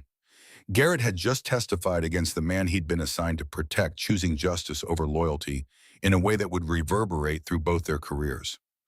Harrington's face drained of remaining color as the full magnitude of his situation became clear. Not just assault charges, but murder threat witnessed by his own bodyguard. Not just one victim's testimony, but audio documentation and corroborating witnesses. Not just institutional discipline, but federal criminal prosecution that would attract media attention and congressional oversight. Everything he'd built for 32 years was disintegrating in real time, and there was nothing his rank or connections could do to stop it. The arrival of NCIS Special Agent Marcus Kincaid 40 minutes later transformed Conference Room Delta 7 from crime scene into federal investigation. Kincaid was 48 years old with the weathered competence of someone who'd spent 2 decades investigating crimes that ranged from routine theft to espionage and murder. He'd seen a lot in his career. But walking into Crimson Bay's most secure briefing facility to find a 3-star admiral in custody for sexual assault and attempted murder represented something unprecedented even by federal law enforcement standards. Lieutenant Commander Thorne, Kincaid said, his tone professional but not unfriendly. We've been monitoring your transmission in real time. Audio quality was excellent. Timestamp documentation is comprehensive. You've just provided us with the cleanest documented case of command sexual assault I've seen in 23 years with NCIS. He turned to Garrett with an expression that might have been approval or sympathy. Master Chief, your testimony about the murder threat will be critical. You made the right call, requesting federal investigation. Garrett nodded slowly, feeling the weight of that decision settling into his bones. Sir, I should have made it 8 years ago. The statement carried implications that Kincaid recognized immediately. How many other incidents did you observe during your assignment to Admiral Harrington's security detail? I didn't observe incidents, sir. I observed patterns. Garrett's voice was steady, but his eyes reflected something that might have been guilt or regret. Female officers arriving for private meetings. Those same officers requesting transfers shortly afterward. Complaints that disappeared before reaching official channels. I saw it, and I chose not to see it because my job was protecting the Admiral from external threats, not questioning his conduct with subordinates. That's going to change, Kincaid said, and there was steel beneath his professional courtesy. This investigation is going to examine Admiral Harrington's entire command history, every private meeting, every transfer request, every disappeared complaint. We're going to find every victim, document every assault, and dismantle whatever protection network allowed this to continue for years. He gestured to the recording device still visible in Elena's hand. But we start with this. Lieutenant Commander, I'm going to need you to provide detailed testimony about everything that occurred in this room. The process will take several hours and it won't be pleasant to relive. But your documentation is going to ensure that Admiral Harrington faces consequences that other predators have avoided through institutional protection. Elena handed over the device with careful precision, maintaining chain of custody that would survive the most aggressive legal challenge. Agent Kincaid, you should know this wasn't an isolated incident. Commander Patricia Ashford, Lieutenant Kate Sullivan, and at least 4 other women were assaulted by Admiral Harrington using identical patterns over the past 4 years. Their testimonies are documented in the files you've been compiling. Kincaid nodded. And now that we have hard evidence of Harrington's methods and mentality, those testimonies become corroborating witnesses rather than uncorroborated accusations. This case just became prosecutable, Commander. You've done something important here. The investigation moved with unprecedented speed over the following 72 hours, driven by evidence so overwhelming that even Harrington's military counsel recommended immediate plea negotiations rather than trial proceedings that would result in public exposure of details damaging to institutional reputation and personal legacy. But Elena had spent 8 hours in that first session, providing detailed testimony to investigators who recorded every word with digital precision while building case files that would determine whether Harrington faced court-martial or civilian prosecution. The recording device provided unambiguous evidence of sexual assault, attempted rape, abuse of authority, and explicit murder threat. Combined with Garrett's eyewitness testimony about the threat, Sullivan's and Ashford's corroborating statements about identical patterns and medical documentation of Elena's injuries. Consistent with her account, the prosecution possessed evidence that eliminated any possibility of successful defense. Commander Patricia Ashford was among the first to contact NCIS investigators after news of Harrington's arrest spread through unofficial channels. She'd spent 6 months in self-imposed exile at a listening post in the Aleutian Islands, choosing isolation over fighting back against a system she believed would protect the powerful and silence the vulnerable. But standing in Kincaid's temporary office at Crimson Bay, providing detailed testimony about Harrington's assault 6 months earlier, Ashford felt something she hadn't experienced since that day in his office: hope that justice might actually be possible. He used the same room, she told Kincaid, her voice steady despite the emotional weight of revisiting trauma. Delta 7, same isolation tactics. Dismissed his aide, locked the door, disabled surveillance. Then he moved from behind his desk and put his hand on my shoulder, fingers pressing down like he owned me. She described Harrington's escalation with clinical precision, providing dates, times, his exact words. The progression from professional conversation to personal intimidation to explicit threat about career consequences if she reported what was obviously moving toward physical assault. I requested transfer before he could complete what he was planning, Ashford said. I told myself I was being strategic, preserving my career, avoiding confrontation that would destroy everything I'd built over 20 years. But the truth is, I was terrified. Terrified of him, terrified of the system that would take his word over mine, terrified of becoming another woman whose career ended because she dared to say no to a flag officer.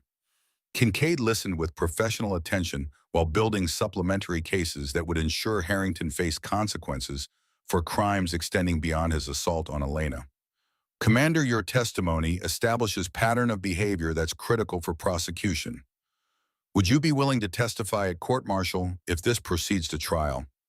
Ashford met his eyes without hesitation.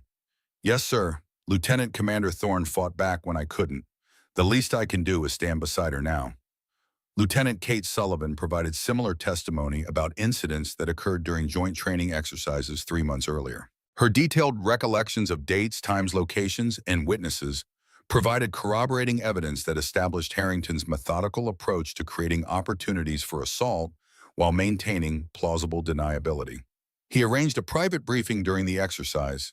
Sullivan explained, her voice carrying the particular anger of someone whose promising career had been derailed by institutional failure. Said he needed my input on communications protocols, but his questions had nothing to do with communications.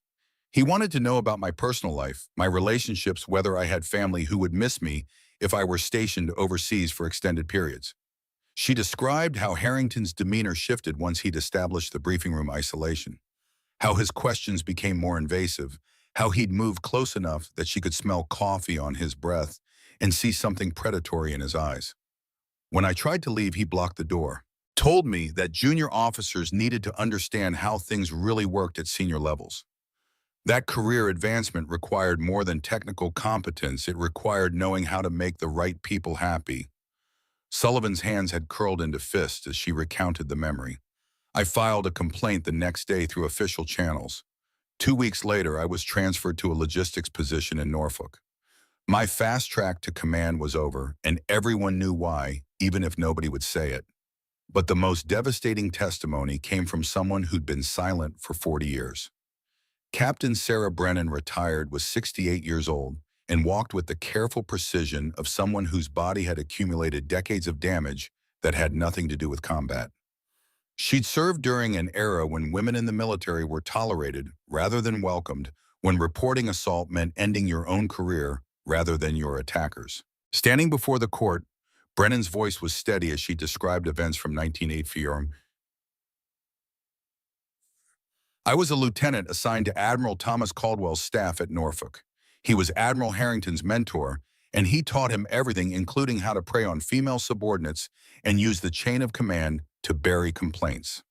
She described Caldwell's assault with clinical precision: the isolated office, the disabled surveillance, the explicit threats about career consequences. Patterns identical to what Harrington would employ decades later. I filed a complaint through official channels. It disappeared. 2 weeks later, I was informed I could either accept transfer to a supply depot in Alaska or face court-martial for making false accusations against a superior officer.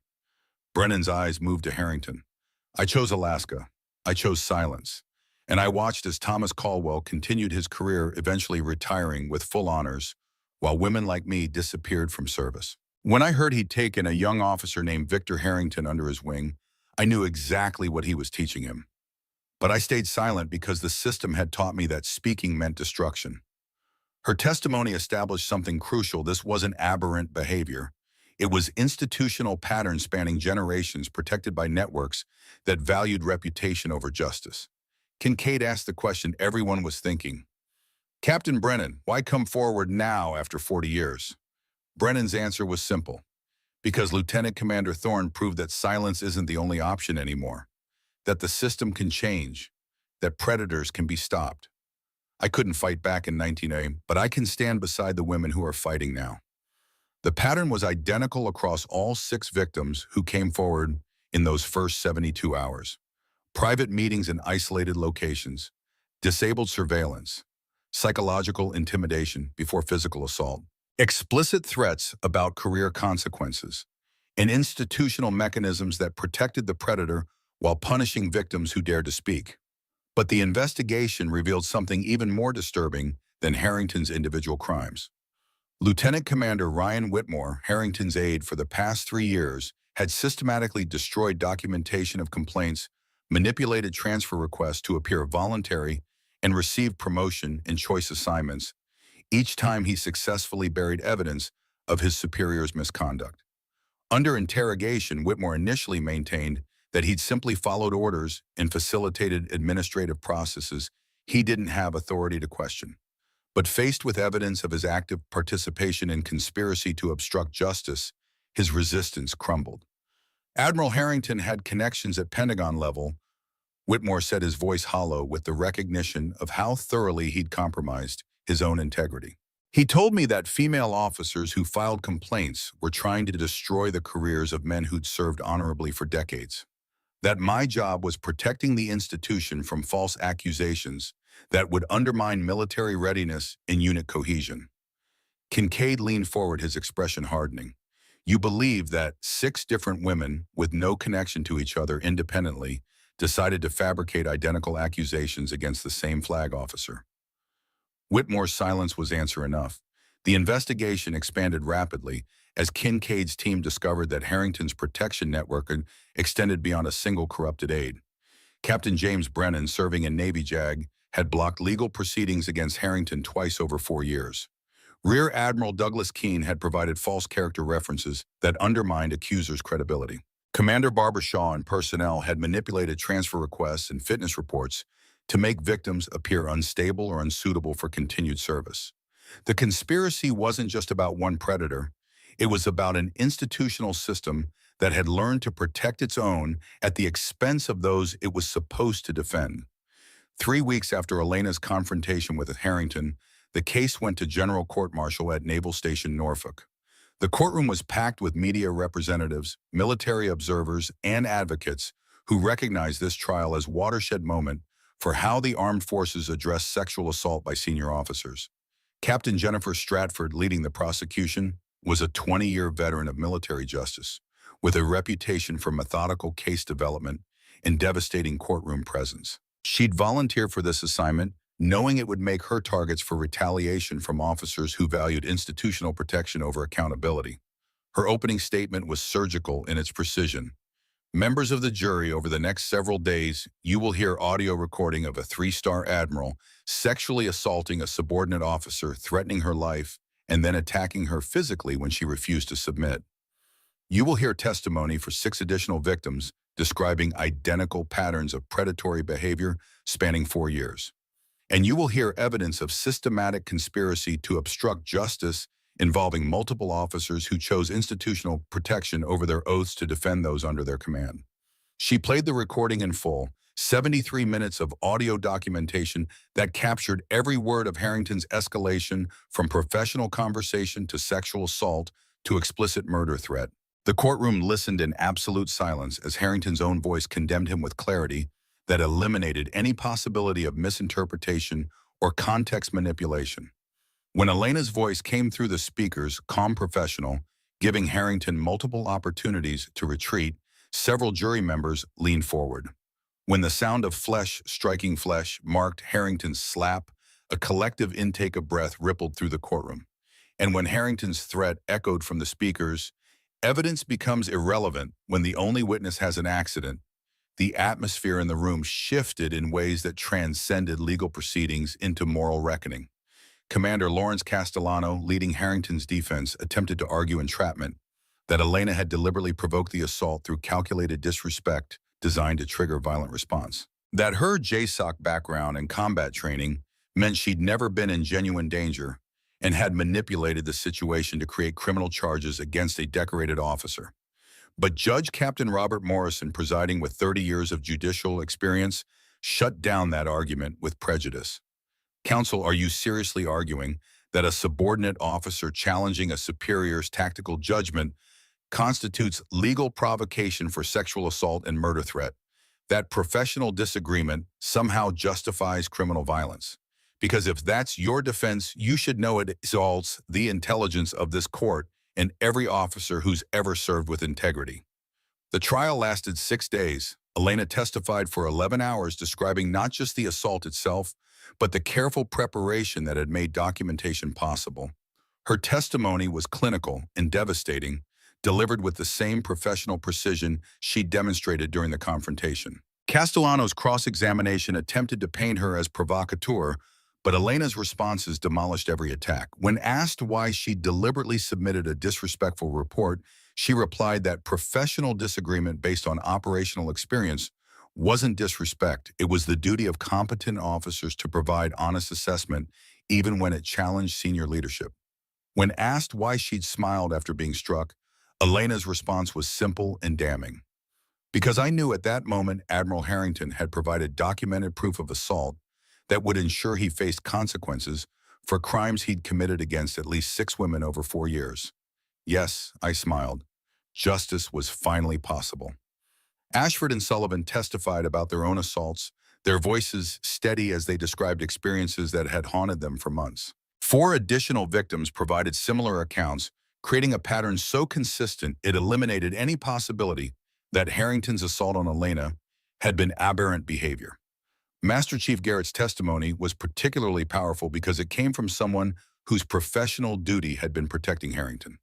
His description of hearing the murder threat through the door of making the decision to request NCIS rather than cover for his principal carried weight that defense counsel couldn't undermine. I spent 8 years facilitating Admiral Harrington's private meetings with female officers. Garrett said, his voice carrying the weight of accumulated guilt.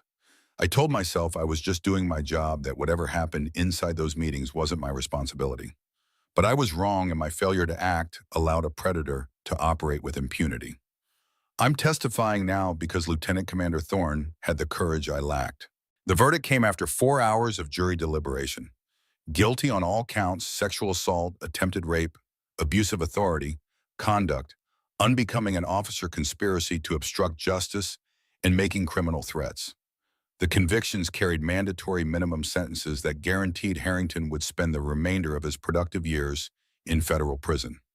Sentencing occurred 1 week later. Judge Morrison's statement was brief but devastating. Admiral Harrington, you were entrusted with authority to protect those under your command. Instead, you used that authority as a weapon to prey upon women who trusted the system to defend them. You perverted everything the uniform represents. You betrayed your oath, your service, and every officer who's ever served with honor. This court sentences you to 25 years in federal prison without possibility of parole, to be followed by dishonorable discharge and forfeiture of all military benefits and retirement pay. Harrington's reaction was shock denial, then something that might have been recognition that his entire identity had been obliterated by his own documented words. Everything he'd built for 32 years, the career, the reputation, the authority, turned to ash in a courtroom where justice finally caught up with institutional protection. But the trial's conclusion was just the beginning of broader transformation. The Pentagon, facing congressional pressure and media scrutiny, announced comprehensive reforms within days of the verdict. An independent investigation board was established to examine sexual assault allegations against senior officers operating outside normal chain of command. Anonymous reporting systems were implemented to protect victims from retaliation.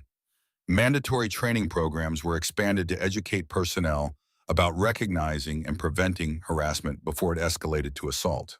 Most significantly, promotion boards were restructured to include specific evaluation of how officers treated subordinates, with input from enlisted personnel and junior officers who'd served under their command.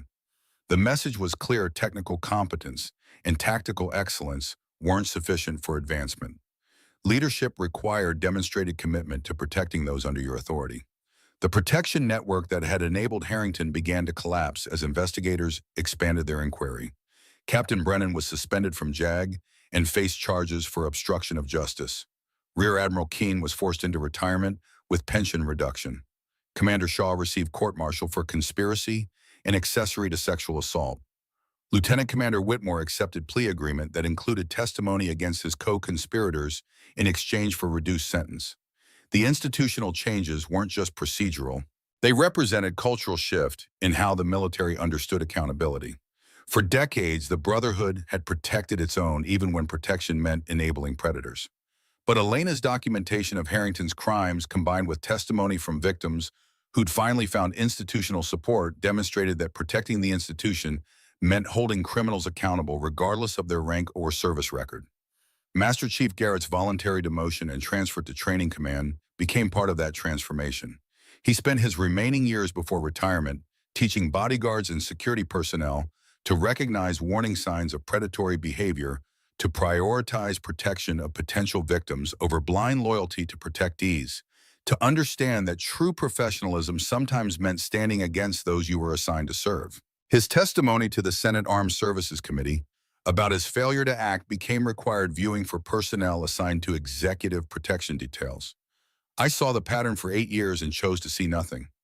I told myself that questioning a flag officer would end my career, so I stayed silent while women suffered. That silence made me complicit in Admiral Harrington's crimes. Real protection means defending everyone under your care, not just the people with stars on their collars. 6 months after Harrington's conviction, Elena transferred to JSOC headquarters with new responsibilities that reflected both her operational capabilities and her demonstrated commitment to institutional reform. Her official assignment involved training next-generation operators in techniques she'd refined over 12 years of classified operations. But her unofficial mission was creating mentorship programs that connected assault survivors with resources, support, and advocacy. She taught female officers not just combat skills, but how to navigate institutional barriers, document evidence, and pursue justice through proper channels when those channels finally became accessible. Colonel James Blackwood, now 73 and officially retired but still maintaining connections throughout Special Operations community, visited Elena at the training facility on a cold morning that reminded them both of that day at the shooting range 72 hours before everything changed. He watched her conducting hand-to-hand combat instruction for a class of female SEAL candidates, noting the precision of her technique and the confidence she instilled in students who'd spent their entire careers being told they weren't strong enough, fast enough, or tough enough for this level of service. "You remember what I told you that morning at the range?" Blackwood asked when the training session concluded. Elena smiled. "You told me a lot of things that morning, sir." "Which particular wisdom are you referencing?" "That righteous anger is a weapon but also a liability. That it makes you predictable and drives you to take risks you shouldn't take. His ice blue eyes studied her face with the same assessment that had evaluated hundreds of operators over 45 years. I was wrong about the liability part. Your anger was justified and the risks you took were calculated. You changed something important, Elena. Not just for those 6 women, but for everyone who comes after. 7 women, Elena corrected quietly. Don't forget Commander Phillips from 2 years before Ashford. She committed suicide 6 months after requesting transfer from Harrington's command. We found her name during the expanded investigation. She filed a complaint that disappeared and nobody bothered to ask why a decorated officer with exemplary service record would take her own life. Blackwood's expression darkened. 7 women that we know about. God knows how many others over 32 years who just disappeared from service or suffered in silence because they thought the system would never protect them. The system is changing, Elena said, though her tone suggested she understood how incremental that change would be. Not fast enough, not comprehensively enough. But it's changing because we prove that predators can be stopped when victims have evidence and courage to pursue accountability. You proved that, Blackwood corrected. You walked into that room knowing what would happen, knowing the risks, knowing that failure meant your career was over and Harrington walked free. That took courage. I'm not sure I could have managed at your age. You trained me for it, sir. Every lesson about tactical preparation, every drill about controlling fear, every conversation about knowing when to fight and when to retreat, all of it prepared me for that moment when Harrington threw his punch and I had 3 seconds to end his career or let him destroy mine. They stood in comfortable silence for a moment, 2 warriors separated by generations but united by understanding that some battles require different weapons than those taught in official training. What happens now? Blackwood asked finally. Now I teach others what you taught me. How to recognize threats that wear friendly faces. How to document evidence that survives legal challenge. How to fight back when fighting seems impossible. Elena's voice carried quiet determination. And I make sure that every woman who enters this facility understands that competence is armor evidence, is weapon, and justice is possible when you're willing to risk everything to achieve it. Lieutenant Sarah Brightwell was 26 years old, fresh from advanced SEAL training, and still processing what it meant to be among the first women accepted into communities that had been exclusively male for decades. She approached Elena after class with the particular hesitation of someone who wanted to ask a question but wasn't sure she had the right to intrude. Ma'am, I heard about what you did with Admiral Harrington. Brightwell's voice was quiet but steady. I heard that you let him hit you so you could document what he'd done to other women who couldn't fight back. Elena studied the young officer, recognizing something of her younger self in those determined eyes. That's one way to interpret what happened. Another way would be to say, I created conditions where a predator revealed his true nature and faced consequences he should have faced years earlier. Either way, Brightwell continued, you showed me something I needed to see, that it's possible to win, that the system can work if you have evidence and courage. 6 weeks ago, a senior instructor made inappropriate comments about my physical fitness standards. Not assault, not even close to what Harrington did, but inappropriate enough that it made me uncomfortable. And instead of staying silent like I might have before hearing your story, I documented it and filed a report through the new anonymous system. What happened? Elena asked, though she suspected she knew the answer. The instructor was removed from training duty pending investigation. 2 other women came forward with similar complaints about his behavior. He's facing administrative discipline and mandatory retraining on professional conduct. It's not a court-martial, but it's accountability. He learned that behavior has consequences before it could escalate to something worse. Elena felt something loosen in her chest that had been tight since the day she'd walked into conference room Delta 7. That's exactly what's supposed to happen. You recognized a problem, you documented it, you reported it through proper channels, and the system responded appropriately. That's the change we fought for. You fought for it, ma'am. I just benefited from it. Brightwell's voice carried gratitude, mixed with something that might have been awe. But I want you to know that every woman in this training pipeline knows your story. We know what you risked and what you accomplished. And we're not going to let it be for nothing. After Brightwell left, Elena returned to her quarters and pulled out a letter she'd received 2 weeks earlier. The return address showed a federal prison in Pennsylvania where Victor Harrington was serving his 25-year sentence in isolation from general population former flag officers, were targets for inmates looking to enhance their own status through violence against symbols of authority. The letter was brief, written in handwriting that suggested someone struggling to maintain composure. Lieutenant Commander Thorne, I don't expect forgiveness and I don't deserve understanding. But I want you to know that I've spent every day of my incarceration thinking about the women I hurt over 32 years. Not just the documented cases, all of them. The ones who stayed silent. The ones who left service rather than fight back. The ones like Commander Phillips who couldn't live with what I'd done to them. I told myself I was entitled to their submission because of my rank. I was wrong. I was a predator who used the uniform as camouflage. You stopped me when the system wouldn't. History will remember you as a hero and me as exactly what I am. That's justice. Respectfully, V. Harrington. Elena had read the letter 3 times, trying to determine if it represented genuine remorse or final manipulation by someone whose entire identity had been built on controlling narratives. She still wasn't sure, but it didn't matter. Harrington's psychological state was irrelevant to the changes his conviction had catalyzed. What mattered was that 7 women had justice, that systematic reforms were protecting future personnel from predators who thought rank exempted them from accountability, that the institutional culture was slowly painfully learning that protecting the Brotherhood meant holding criminals responsible, regardless of their service record or political connections. Elena filed the letter without responding. Harrington didn't deserve her forgiveness, and she wasn't interested in providing absolution that would ease his guilt. He could spend the next 25 years contemplating the wreckage of his career and the lives he'd destroyed.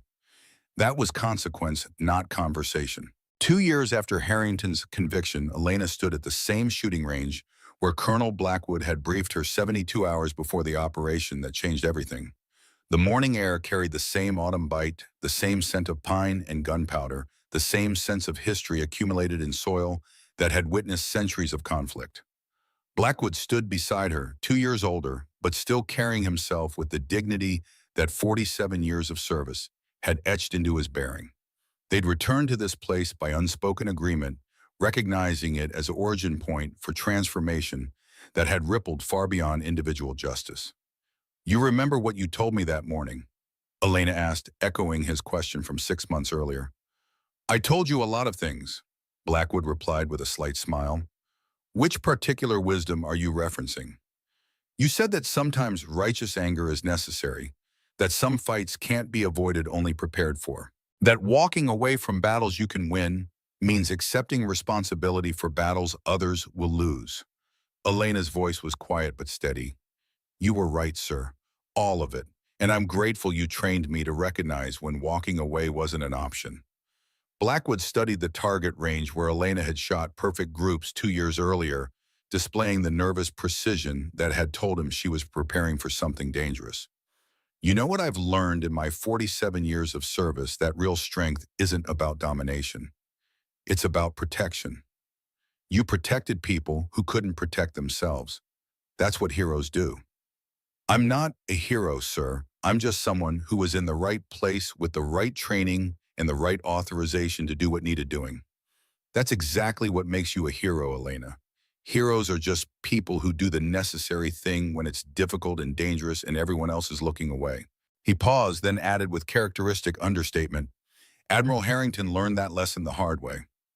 Elena smiled, remembering that moment when Harrington's confidence had shattered and she'd seen genuine fear in his eyes for the first time. 3 seconds that's all it took to end 32 years of predatory behavior. 3 seconds from the moment he threw that punch to the moment he hit the floor unconscious. Best 3 seconds of work I've seen in 47 years of training operators, Blackwood said with quiet satisfaction. You executed perfectly. Technique, timing, legal justification, documentation, all of it flawless. I'm proud of you, Elena, not just for stopping Harrington, but for changing the system that protected him.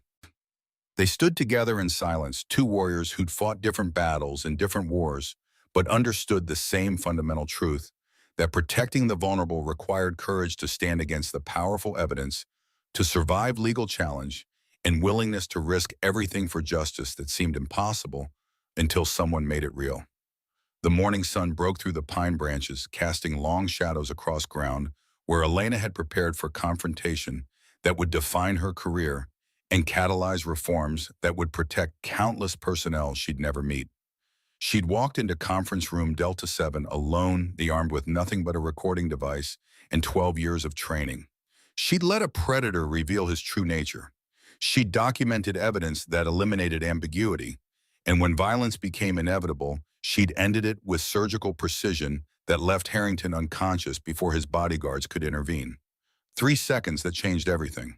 And as Elena returned to her duties training the next generation of warriors who would inherit the transformed institution she'd helped create, she carried the knowledge that sometimes the most important battles are fought not against foreign enemies, but against internal corruption that threatens everything the uniform represents. Competence earned through skill, respect demanded through action, justice achieved through courage. These were the lessons she taught now, the lessons she'd learned from Blackwood and proved in confrontation with a predator who thought his rank made him invincible. Admiral Victor Harrington had discovered otherwise, and the institution he'd corrupted was learning that accountability transcended rank, that protection meant defending everyone rather than just the powerful, and that real strength came not from domination, but from using whatever capabilities you possessed to ensure that predators faced consequences and victims found justice. The transformation wasn't complete. Cultural change required years rather than months. But momentum had been established. Precedents had been set, and every woman entering military service now did so with confidence that the system would support them against predatory superiors, that reporting misconduct would result in investigation rather than retaliation, and that careers could be built on merit rather than survival of harassment and abuse. Elena had made that possible. Not alone the victims who testified, the investigators who pursued justice, the reformers who changed policies and all contributed essential elements. But she'd provided the catalyst, the documented evidence that made denial impossible, the proof that predators could be stopped when their targets possessed courage and capability to fight back. As she watched her students practicing techniques that might one day save their lives or protect others who couldn't protect themselves, Elena Thorne understood that this was legacy worth building. Not monuments or medals or recognition, but the simple knowledge that somewhere a woman in uniform was safer because Elena had chosen to fight back when fighting seemed impossible. And that was enough.